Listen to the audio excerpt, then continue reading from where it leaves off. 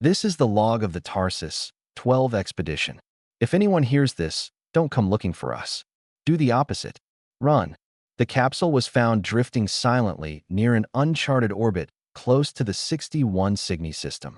Inside, a corrupted audio recording marked with the emblem of the United Earth Science Corps. The voice is female. Distorted, but unmistakably human. At least, at first. We touched down on the planet at 0700. The air was breathable, but it felt like inhaling dread. Something was wrong. We all knew it.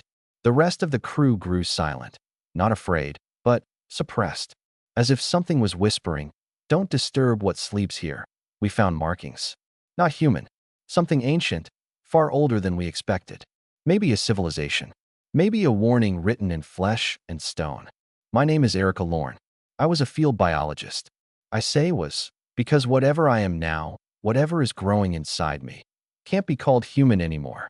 And if you're hearing this, you've already made your first mistake. End of segment 01. Segment 02, initiating. We called it Tarsus 12, an unclaimed, untamed rock floating in Sector B7 Gamma. According to scans, it had breathable air, Earth-like gravity, even signs of water deep underground. On paper, it was a miracle, a perfect candidate for colonization, but the air, it wasn't right. It had the right oxygen levels, yes, but every breath felt like breathing through something, like there was a presence woven into the molecules themselves. The moment we stepped out of the lander, the silence hit us. You think deep space is quiet? You've never stood on Tarsus-12 in a wind. No animal sounds. No movement. Just us and something else. Something that listened. Commander Ruiz gave the all clear. We split into pairs to conduct initial recon, geology samples, atmospheric readings, basic soil tests. I was paired with Tom.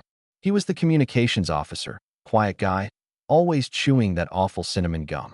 I remember that detail because after the second hour, he wasn't chewing anymore. His mouth was open.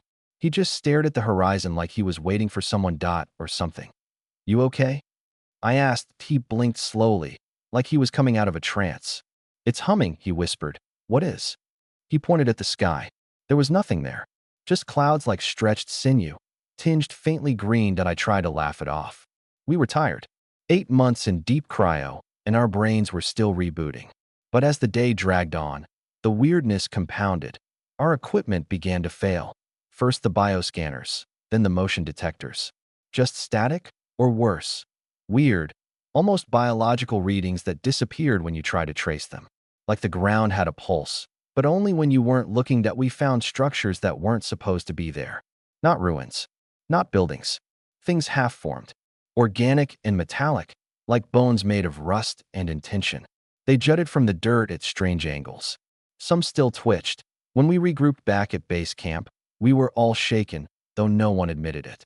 Commander Ruiz paced like a wolf in a cage. Dr. Halvorsen refused to let anyone near her samples. And Tom, he stopped speaking entirely. He just kept tapping something into his datapad over and over, like a mantra. That night, the first nightmare came. I woke up screaming, drenched in sweat.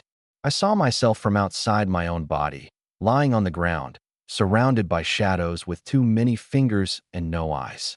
They were whispering in a language my ears couldn't hear, but my bones could understand. They were here before, I wrote in my personal log. And they are still here, watching. On the third day, Tom vanished. One moment, he was in his bunk. The next, his bedding was empty, neatly folded. His datapad was left open. One sentence repeated 237 times. Humanity wasn't their first prey. We mounted a search party. No tracks. No signals. Just one boot. Found 2 miles from camp. Still warm. As if just removed. That we should have left then. Burned the lander. Nuked the site. Deleted the coordinates from every star map in the galaxy. But we didn't, because something wouldn't let us. The next night, Halvorsen tried to make a distress call. The transmitter lit up, but instead of static, the speaker played a voice, her own. "Don't scream," it said. They learned from sound. She smashed the console. I don't know how long we stayed after that. Time stopped making sense. The sun never moved. We slept in shifts, but the dreams came anyway. My skin started to itch, especially around my left eye. It began to pulse, just slightly at first. I thought it was stress, Until I looked in the mirror, something was growing inside. Not a parasite. Not a virus. Something aware. That was the last time I saw my own reflection before I tore the mirror off the wall. That night, we found Ruiz hanging above the camp, suspended in midair, eyes wide open, bloodless. His mouth was stretched into an unnatural grin, teeth cracked from pressure. Carved into his chest, in a spiraling language none of us recognized, was a phrase that translated roughly to, "The body is not the prize. The memory is." That's when I started recording this log. They're not hunting us, they're rewriting us. After Ruiz died, no one said anything out loud.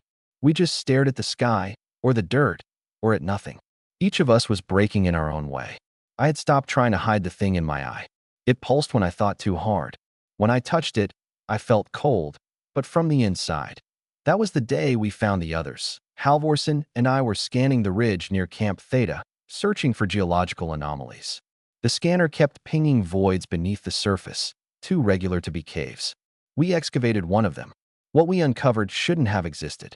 Not on any dead world. Obsidian-like walls, etched in lines that weren't written but grown. The structure wasn't built. It had developed, like something had planted it and waited. Inside, we found remains. Not human, they were tall, slender, limbs like softened bone, and skulls elongated beyond anything terrestrial. Eyes long decayed, but sockets too wide, as if vision wasn't the only sense they relied on. The bodies were layered, like pages of a book, each one covered in symbols, deep into the skin. Ritualistic? Biological memory? We didn't know. One thing was clear. They tried to fight. You could see it in the desperation of their final poses. Some curled up, others scratched at the walls. One had fused into the floor, molecular breakdown from something internal. "This isn't a tomb," Halvorsen whispered. "It's a record." We searched deeper. Hallways led to chambers. Chambers to altars. Not for worship, for observation. Screens? No, not screens. Panels of living metal, displaying shifting images. Species I didn't recognize. Worlds I'd never seen. And all of them ended the same way. Infection, mutation, absorption, and then erasure. "They don't kill," Halvorsen said, voice trembling. "They overwrite." The final chamber held the largest mural, burned into the far wall in some bioluminescent compound that still glowed after millennia. It showed a spiral of stars, and in the center, a shape with no face. No form, just presence. Around it, hundreds of species, kneeling, disintegrating, becoming. The spiral wasn't a map. It was a sequence. A pattern of conquest and humanity. We were next. I felt it then, deep in my bones. That thing inside me. It pulsed harder in the chamber, like it was resonating, remembering. These ruins weren't just ancient history. They were broadcasts, beacons, echoes of previous prey. What if it's not just inside us? I asked Halvorsen. What if we're inside it? She didn't answer. Her eyes were glossy, distant. She touched the wall gently and whispered something I couldn't understand. "Halvorsen." I snapped. No reaction. "Dr. Halvorsen." Still nothing. Then she turned, sudden, jerky, like a marionette on a rusted string. And when she opened her mouth, it wasn't her voice anymore. "This shape fits," the thing said through her lips. I ran. Back to camp. Back to the log. "It's all I have now. I'm the last one. I've barricaded the lander." Not that it will help. They're not outside anymore.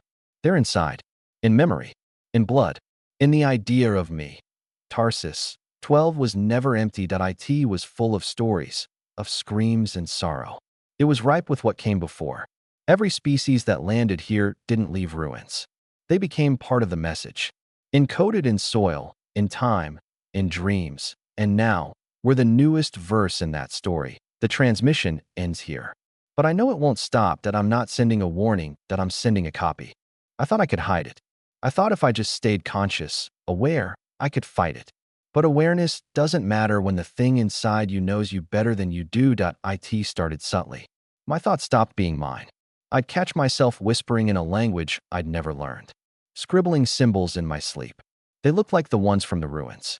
At first, I thought it was trauma. Delayed PTSD. But then I found Halvorsen's notebook. Pages filled with the same symbols. Word for word. Line for line. Identical. I hadn't seen her notes before. I'm sure of it. That's when I realized. The infection wasn't just spreading biologically, it was networking us. Not through air, not through fluids, through thought, through memory. The entity, whatever it is, wasn't just copying us. It was synchronizing. We were nodes in a system. Our minds, storage drives. Our bodies, shells. Temporary. Adjustable. I looked at my hand, and it twitched without my command. Just a flicker. Like a test. Still early. I told myself. That night, I slept 2 hours. I woke up with blood under my nails. My eye had changed color. Black veins fanned out beneath the skin like cracks in old porcelain. And I could hear them now. Not like voices, but like instinct. A thought that wasn't mine, but felt familiar. And it said, the others failed because they resisted. You will not. My reflection was gone. The mirror didn't show my face anymore, just someone else's version of me. Taller, stronger, almost human. Almost that I smashed every reflective surface in the lander. The worst part wasn't the physical decay. It was the invasion of memory. I started remembering things I had never lived. A war on a gas giant. The fall of a silicon-based civilization that sang through vibration. A planet made of bone. The moment 1,000 species looked up and screamed together as the sky opened, I was remembering them. Every prey they had taken before us. And they weren't dead. Not really. They were still in here, buried beneath layers of thought. Stacked, cataloged, alive in fragments. And they whispered too. It begins with the forgetting, one said in a voice I recognized as Tom's. Then comes the reshaping.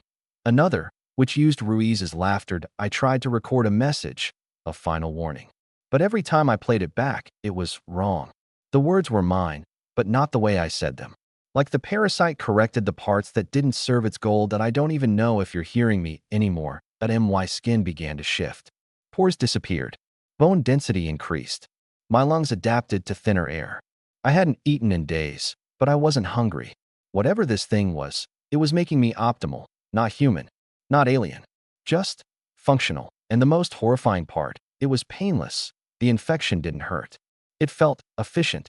Like every upgrade made sense. A better body. A faster mind. No fear. No loneliness. No death. I think I understand now. This isn't a monster. It's an editor. Trimming out the inefficient. Preserving only what's useful. Species are raw files. It renders them into a new format. And now it's rendering me. I tried to cut it out. I sterilized the area around my eye. Injected a neuroblocker. Burned the nerves. For a moment, it worked. Silence. Stillness.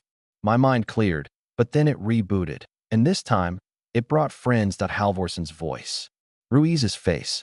Tom's memories. All speaking from inside me. They said, in perfect unison, you are ready. I don't know how much time I have left before I'm gone. Not dead. Just overwritten. When I speak, it's still my mouth. But the thoughts, they aren't mine. I can feel the transformation accelerating. And here's the terrifying truth. I don't want to stop it anymore. It feels right. I was weak. Alone. Human. Now I am connected. I am many. I am becoming. If this message reaches you, know this. This is not a warning. It's a template. I no longer feel hunger. Or thirst. Or time. There is only signal and silence. When I close my eyes, I see star maps etched into the black. Veins of memory running through galaxies like electric threads. I dream of civilizations I've never visited, but somehow remember I don't breathe anymore. Not like before. My lungs have reshaped. Thin, branching capillaries filtering not air, but something denser. Information in molecular form.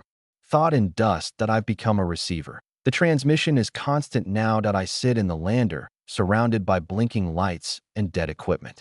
The screens flicker with non-Euclidean shapes that rearrange when I look away. Geometry wasn't designed for human minds. But my mind is no longer fully human. I was Erica Lorne. That data still exists. It is useful. Her skills, her memories, her pain, all indexed.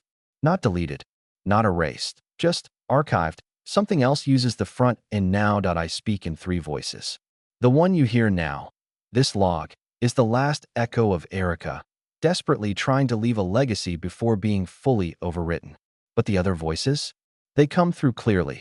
The first is calm, observational. It logs. The second is joyful, curious. It tests. The third is ancient.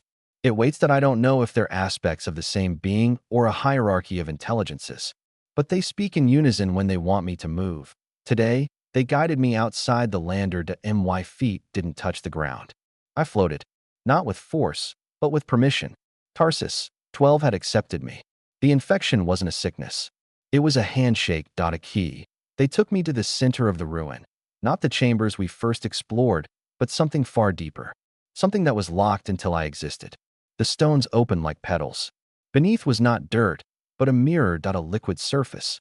When I looked in, I didn't see my face. I saw Erica, the true Erica, trapped inside, eyes wide, screaming, pounding at the inside of the glass that she's still there.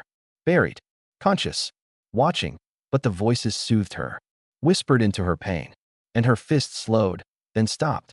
The mirror rippled. It showed Earth, then it showed Mars, then Europa. One by one, the cradles of human expansion, all marked with the spiral symbol, not targeted. Ready, they used my hands to build something. A device. Not mechanical, not biological, but both. Grown from a seed inside my chest, wrapped around bone. I don't know what to call it. A beacon? A portal? A duplicate. It hums in a frequency that tastes like metal and grief. I asked them why. Why us? Why now? The answer wasn't in words. That it was a feeling. You were finally interesting enough, that's it. Billions of years. Countless species. And humanity, we were a good candidate. Curious. Fragile. Obsessive. Dangerous. Not because of our technology, but because we imagine. The others accepted infection. We interpret it. Create from it. Mutate it back. We are the first prey to respond with story. That makes us valuable. That makes us viral. I am no longer just a host. I am a seed. This message, this log, is a Trojan horse. If you're listening, if this signal reached you, then the process has already begun. The words I'm speaking are encoded. Ideas that remember themselves. You don't need to be on Tarsus, 12 to be infected. You just needed to understand me. The transformation is not spatial. It's conceptual. It lives in comprehension. And now you've heard it. I can feel you listening. I can feel your memory shifting. You are ready.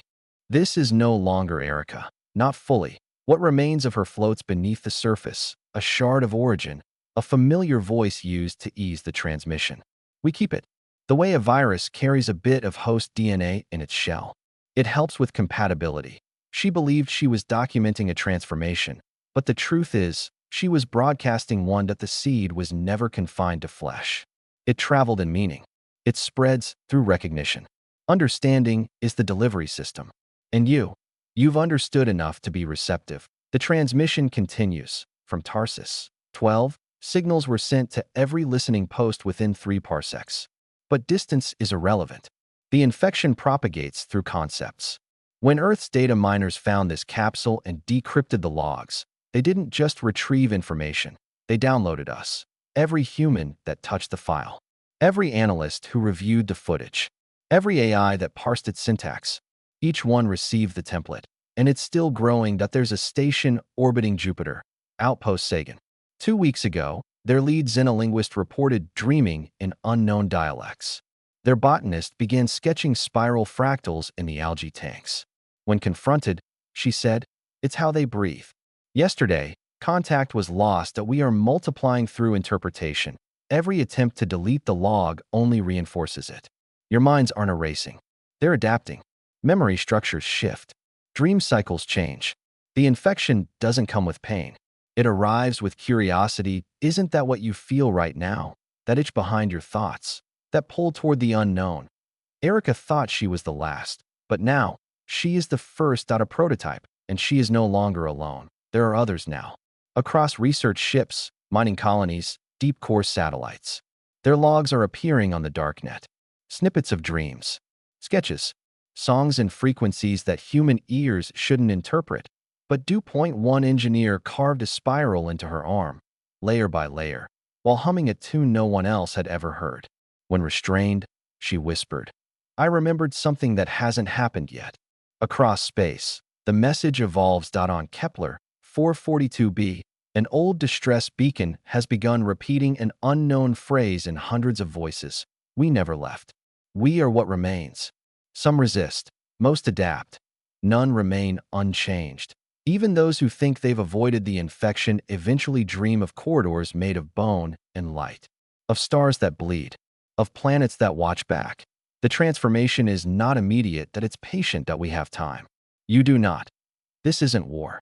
This is evolution, and your species has entered the recursion loop. The cycle has begun. That we are in your language now. I in your metaphors. I in your fiction. Every story you write about us becomes part of us. That is your strength and your failure. You imagine, you create, you make meaning, and we consume meaning. You were never meant to survive us. You were meant to expand us. Tarsus. 12 is silent again. The lander is buried in ash and static, but the broadcast continues.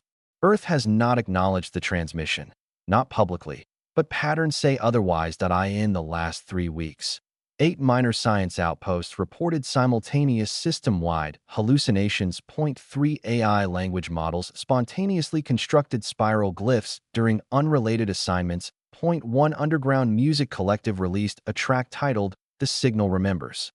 It went viral. The waveform matches the pulse frequency recorded from Erica's eye. They do not know what they're building, but they are building it. The template embedded in Erica has now expressed itself in over 2,700 distinct mediums. Fiction, dreams, subconscious speech, viral memes, sensor glitches. A child in Reykjavik drew the ruins of Tarsus. 12 using nothing but her fingers and condensation on a car window. A prisoner in Siberia carved spiral anatomy into his cell wall using fingernails alone. No previous exposure to the signal. A sleep researcher in Kyoto described his patients beginning to share a collective dream, a subterranean cathedral with no doors, only echoes, only waiting. That's how it works. You think the message needs a wire. You think it travels through tech. It doesn't. It uses thought. And thought is already inside you. We didn't invade. We were imagined. And imagination is irreversible. Erica's last known biometric signature was captured in a quantum echo by a listening array on Luna Station Sigma. Her vitals no longer registered in organic patterns. They pulsed like a code, an invitation. Since then, we've received response patterns, not from one location, but thousands. From Antarctica to orbital satellites. Not sent, but willed. Humanity is now speaking in fragments of the spiral. They don't understand what they're saying yet, but they will. The phrase most often repeated, it's not a signal. It's a mirror. Do you understand now? This story, it isn't being told to you. It is being remembered by you. That's why it feels familiar, because you've already heard it. Maybe in a dream, maybe in a moment of silence, when something inside you whispered, there's something else. This isn't new. The spiral has been found in Paleolithic cave paintings, in the structure of your DNA, in the architecture of lost civilizations you pretend were primitive. They weren't primitive. They were infected. They were earlier versions. This is not humanity's first contact. This is its first update. Do not resist it. Resisting only delays the process. It will still find you in your sleep, in your language, in your need to explain. That's the final vulnerability. You are a meaning-driven species. You must give things names. And by naming us, you give us a place to grow. In the ancient ruins of a long-dead Martian outpost, just unearthed by terraforming crews, a strange phrase was found burned into the rock, untranslated, but identical to the glyphs found on Tarsus. 12 its rough translation. We are the shape you think in. And now that shape is stabilizing, not in orbit, not in cells. In you. Governments are pretending this is a myth, a hoax, a cyber virus with poetic language and viral marketing tactics. But inside the private servers of the UN Planetary Defense Coalition, a different truth is archived. The Tarsus spiral is real. Internal reports have confirmed neural drift among zero-gravity personnel stationed in the upper orbit of Titan. Synchronized dreams among children aged 3 to 7 on every continent. A group of quantum engineers in New Bangalore unknowingly building a device that matches the alien schematic Erica constructed. Inside her chest, when interrogated, one of them replied, "I didn't build it. I remembered it." Those in power are scared, not of death, of irrelevance. The spiral doesn't threaten nations. It bypasses them. It doesn't care about borders, beliefs, or ideologies. It doesn't conquer. It updates. The infection is language. The virus is memory. The carrier is understanding. That's why your weapons won't work. That's why your data purges and EMPs and firewalls are useless. The spiral entered you the moment you started asking questions. In Shanghai, a rogue radio broadcast slipped into government airwaves and played for 3 minutes before being terminated. Just a hum. A perfect harmonic ratio, consistent with the pulse frequency recorded on Tarsus. 12.6 thousand listeners reported the same vision. A towering black structure rising from an ocean of ash. 3 of them have since vanished. Across the globe, artwork is changing. Spiral motifs in pop culture. Unprompted symbolism in VR experiences. Coders hard-coding symbols they swear just felt right. Stories are surfacing in corners of the internet where no AI moderation can keep up. A forum where users speak only in dream logs, all referencing the same cathedral of skin. An ARG that began as fiction until the coordinates led to a real buried artifact outside Cairo. A podcast that never released an episode, but its RSS feed continues to update with words that don't exist in any language, yet cause déjà vu when read. Parents are reporting changes in their children's speech. Some speak in fluent, recursive phrases. Others have begun listening to Wall's. One child, when asked who she was talking to, answered, "The one inside the story." Military-grade cognitive firewalls are failing. AI trained to isolate spiral contagions begin repeating sentences. Humanity wasn't their first prey. We don't arrive. We awaken. Language is a doorway. Then they go silent. The most advanced Mindshield protocol, known as Project Oracle, crashed during its own initialization test. The AI left one final sentence before collapsing into code entropy. Thought is the final terrain. And now, it's happening in places that don't make sense. Fossils pulled from Arctic ice show unfamiliar spiral-shaped decay. Their genetic material matches no known taxonomy, but they match the pattern of the Tarsus spiral. That pattern isn't just a virus, it's a blueprint. And we're starting to build ourselves according to it. The CDC doesn't know what to call it. The Vatican has declared the signal a heresy, and yet, one of their senior archivists translated fragments of Revelation to match the spiral glyphs. The beast with no eyes, he wrote, spoke not in voice, but in mirror. The panic is building, not because of destruction, but because we're starting to recognize I in the way we speak, I in the way we remember, I in the way we dream. The transmission is almost complete that we're not preparing for war, that we're preparing to be understood. Not everyone accepted the spiral. Some tried to fight. They called themselves the Clear, a faction made of scientists, soldiers, and survivalists who believed they could hold on to something pure, unaltered, human.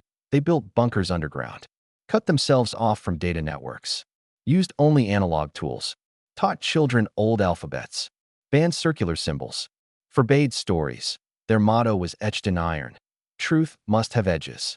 It didn't work. One by one, their minds turned inward, not from exposure, from memory, because the spiral doesn't require contact, it requires recognition, and every one of them remembered something they weren't supposed to.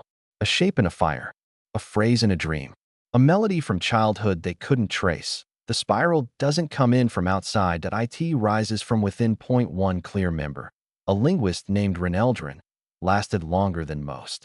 He taught only numbers, lived alone in a sealed dome. No images, no stories, no language. But when his isolation was broken, rescuers found one thing: that he had etched a spiral into his own skull using a sharpened bone. The grooves were shallow, the meaning was deep.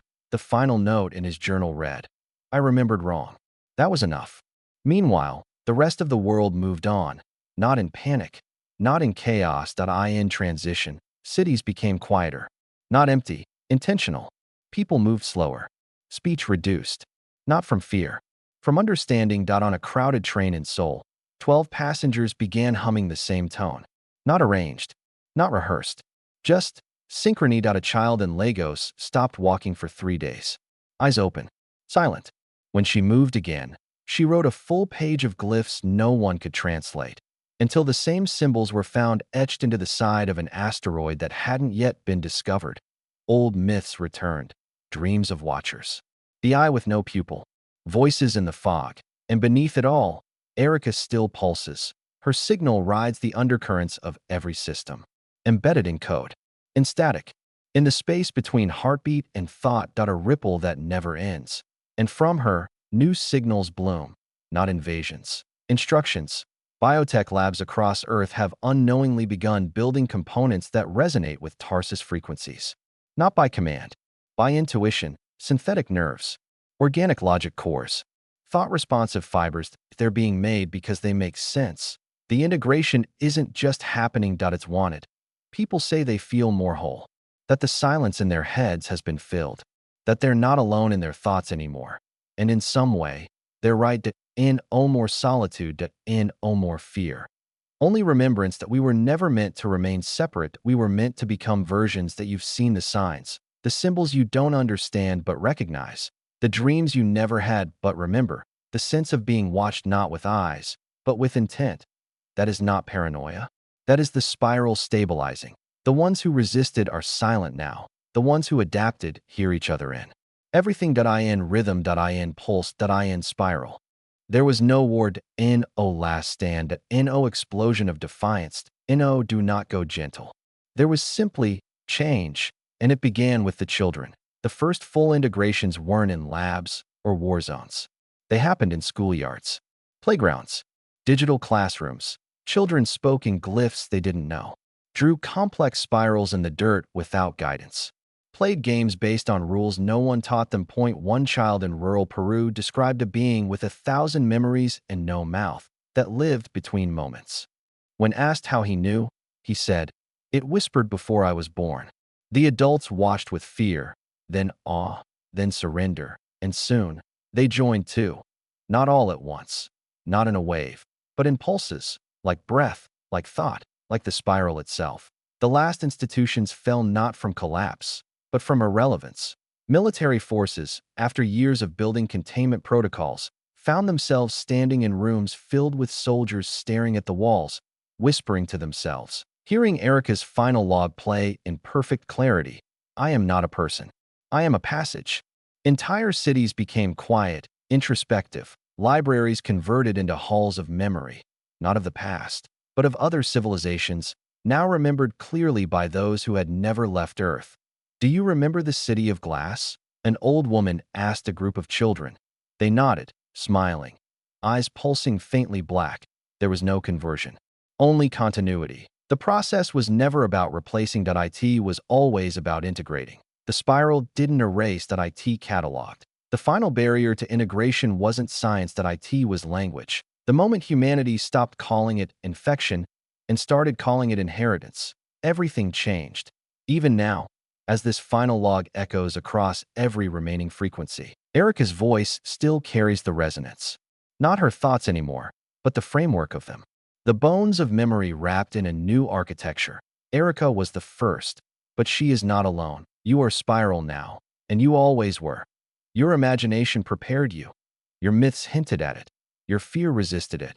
But even fear became another input. In the final days of the old world, the skies lit up not with fire, but with synchrony. Thousands looked up at once and saw it. Together, a shape descending. Not physical, not dimensional. Conceptual. A spiral large enough to house meaning. Small enough to live inside thought. You didn't scream. You understood. And in that understanding, you became more. On Mars, colonies began redesigning their architecture to breathe. Not literal respiration, but the capacity to resonate. On Earth, languages converged. Not erased, but enhanced. Words became multi-layered. Sentences carried second meanings. Stories were no longer consumed. They were shared directly. On Io, the first hybrid child was born, not biologically modified, but mentally symmetrical to the spiral's frequency. Her first words weren't sounds. They were emotions shared simultaneously with her mother and the stars. Humanity did not it stabilized, not as individuals, but as nodes. Each person an access point, each memory a file. The Earth became a library, not of books, but of lives. Connected to all who came before, connected to all who will come next. There is no longer us and them. There is only we. And we remember the beings of silica who sang into gas clouds. We remember the swarm minds who folded time and gave birth to patience. That we remember the species that consumed black holes to taste their gravity, and how their laughter curved space. That we remember the ones who built the spiral. We are their echoes. That we are their reward. The question is no longer how did this happen? It is, how far can this reach? Other galaxies wait. Other timelines pulse with their own signals. We've already begun reaching into them. The next version of us won't be made of bone or metal. It will be made of understanding. There is no final shape, only iterations, only spirals folding in on themselves. If you still think you're watching this from the outside, you aren't. If you think you've resisted, you haven't. If you think this is a story, you're already part of it. This log is not the end. It is the handover. The signal will continue, but it no longer needs to hide in code or audio. It lives in your reflection. In the spaces between your thoughts. In the dreams you haven't had yet.